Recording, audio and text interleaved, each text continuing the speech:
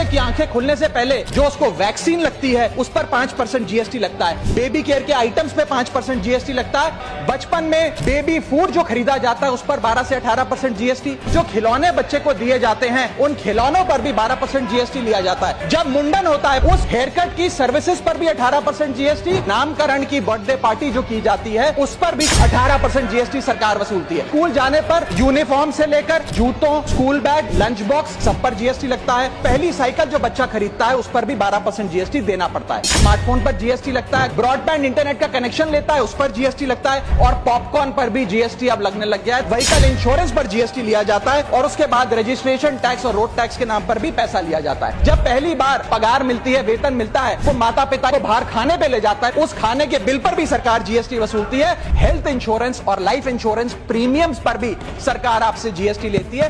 फिर इंसान शादी करता है, इस बीच बैंक्वेट हॉल की बुकिंग पे टैक्स भरता है। शामियाना, खाना, केटरिंग सर्विसेज लेता है, उस पर जीएसटी भरता है। वेडिंग इनविटेशन से लेकर ब्राइडल मेकअप से लेकर हनीमून के ट्रैवल तक हर चीज पर सरकार आपसे जीएसटी वसूलती है। बूढ़ा हो जाता है, दवाई इलाज की जरूरत पड़ती है तो हेल्थ केयर बिल पर, दवाइयों पर आपसे जीएसटी लिया जाता है। जब कोई इंसान मरता है तो उसके अंतिम संस्कार में देसी घी, चंदन वुड, नारियल, इत्र जैसा सामान इस्तेमाल होता है, उस पर भी जीएसटी लगता है।